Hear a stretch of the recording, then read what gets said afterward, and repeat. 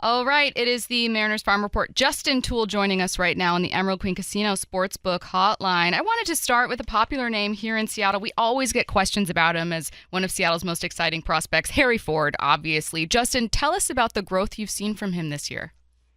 Yeah, thanks for having me. Harry's been awesome. He's obviously been one of the most heralded guys in our system throughout the last few years that quite a few fans, are very familiar with. But he's really matured and kind of taken the next step in his career this year. It's been a lot of fun. I was on here a couple weeks ago and we talked just about the maturity and how everything was clicking, and it's continued to click since last time I joined. So, he's got almost a 900 OPS, which the power is really something that's jumped off, the page for him this year. Is he's been aggressive early in counts. He's been aggressive at the pitches that he's liked, and he's also continued to develop behind the plate. And I think that's a tribute to the veterans, down in Tacoma in terms of the pitching staff, the guys that bounce up and down often between our major league group and between Tacoma, like Casey Lawrence. Those guys have been great for him just in terms of giving him feedback and helping him progress. So Harry's put himself in a good spot, and, I would say he's knocking on the door, to get a shot here with the major league group soon. Hey, Justin, it's not often that people get to use their major in their profession, right? I don't use mine at all over here on the radio. I stumbled into this, and you tried convincing us yesterday. You majored in meteorology. I just make things up. All right, I majored in 10 things, but you majored in psychology, and I thought that was interesting because as a coach, you get into the minds of your players and try to understand them. And then especially in the position you're in, I feel like that plays a big role into what you do. Is that correct? And if so, how does it really play into what you do? Yeah, for sure. I think, I started really getting into it when I was playing myself in college. And I think probably selfishly, it was like, how can I become a better player? This is something that seems to make a lot of sense. So I kind of started to dive into it more of like, how can I help myself? And what I realized was it was such a huge, piece of the performance puzzle. And so kind of after playing and, continuing through my playing career, it was more of just trying to find ways to what's the next step? What's the edge I can get over the opponents? And obviously now being in a situation where I'm around, players that are way more talented than I ever was, continuing to find those little things to, handle pressure, how to deal with failure, how to, prepare our guys best to get up to T-Mobile in front of, 45,000 people. What can we do to help our guys at the minor league level? And then that's the biggest thing that we try to do. And coming over here, Andy McKay, kind of started laying the groundwork of that with our mental skills group. And it's been great. But I think that's one of the big separators with our organization is trying to help our group get ahead of, that we know they're going to fail at some point, that we know there's going to be struggles. We're going to kind of equip them with the tools and the things necessary to try to get them over the hump when that does come. And it's been something that we've had a lot of success with. I know you've got to work on those struggles and also celebrate those victories, though. In this case, two guys getting promoted. Laz Montes just hit his first Double-A home run in the 8th in his second game with Arkansas since being promoted. Obviously, Arroyo went 2 for 4, his first double for Arkansas. Tell us what you're seeing from these two.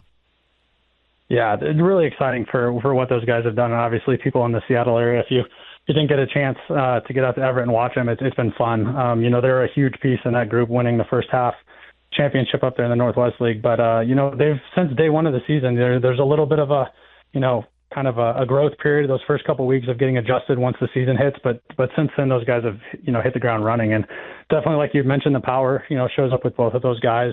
I think the cool part with Laz is you think of a big, strong left-handed hitter, and you think of Everett's ballpark, and obviously right center is a little bit shorter than a lot of places, and you could easily say, oh, the guy's got 19 home runs over the course of the season. That field obviously really helps him. I think the cool part is he's actually hit 15 of his 19 home runs on the road this year, so I think you're really excited about, like, the power's real and what he's doing is real, and definitely excited to get him down to the Texas League with Michael and see what they can do in more of a pitcher-friendly environment. And, I would expect both guys to continue to do what they've been doing. Is there something you see in athletes' personalities that lead you to believe that they're going to have success? We talk about Harry and all these other guys. Is there something they all have in common? Yeah, it's when they're going well and they're doing well, they're trusting their process. Two of the things that we always talk about with our system, and it goes back to your earlier question about the psychology part, is players have success when they know their identity, they know who they are, and they usually have a good perspective about where they are, where their performance is, and what they need to do to have success. And, the three guys that you've mentioned, Harry, Michael, Laz, all three of those guys are doing such a great job of those two pieces of the puzzle. And when you have that, it allows you to go out and play free. allows you to not worry about a lot of things. But, the fun part, too, with that is we've got a lot of guys with so many different personalities. Those three are very different in terms of who they are and what their personalities bring. But all three of them are a lot of fun to be around on the field. So I do think our group's a lot of fun just in general with the different types of personalities. And I think Laz's is probably the biggest of the group. Oh, man. It's a great question, and I kind of want to tack on another half of it.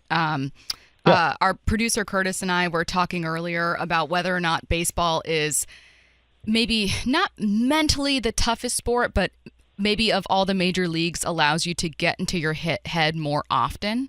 And Bump, you're nodding, so I'm assuming as a former football player, you fail so much in baseball. Yeah, okay. I wanted to make sure I got the NFL agreeance here of no, I'll give it to them there. So I wanted to ask if that's something that you just agree with, that in your own experience you've kind of found that, because it's interesting. It's something I kind of overlook, never having played, when we talk about players at the big leagues cooling off or what's going on with this guy.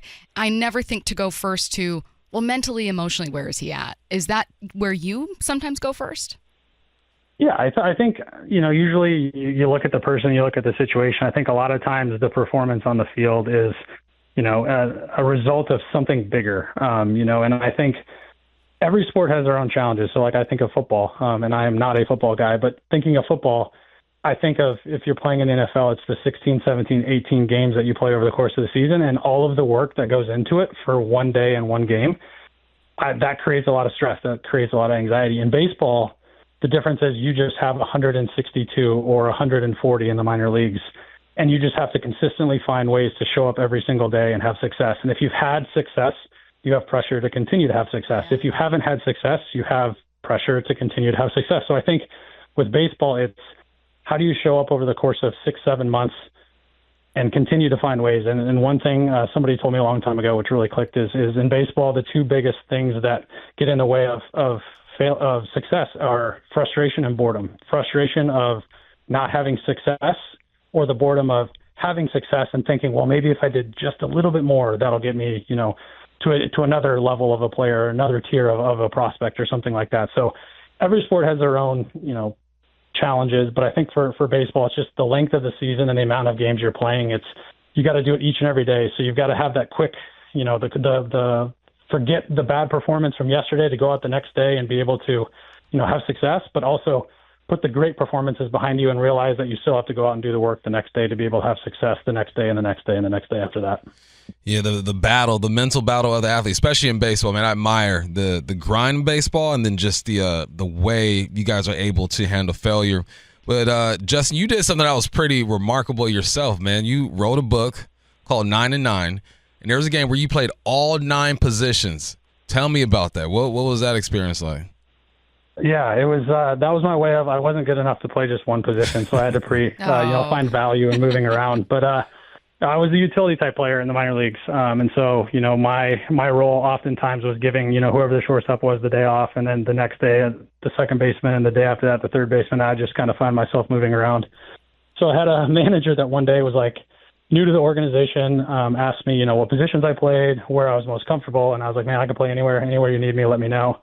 A couple weeks later, he's like, you weren't joking, you really can. And so at the end of the year, we kind of put everything together and scripted out a game where I played all over the field, and it was a lot of fun. It was pretty cool to kind of, for me, celebrate being kind of that utility behind the scenes guy that kind of does some of the dirty work and plays a lot of the day games to give guys days off. And it was a lot of fun, something that I was proud of being able to do, but definitely, more of a celebration of the group allowing me to do it. But cool experience. We won 4-2, so I didn't screw up the game, which was great.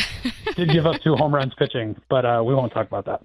He is Mariners Director of Player Development, the ultimate utility guy, I would say. Justin Toole, kind enough to join us for the Farm Report. Thanks, Justin. Thanks, Justin. Absolutely. Thanks for having me.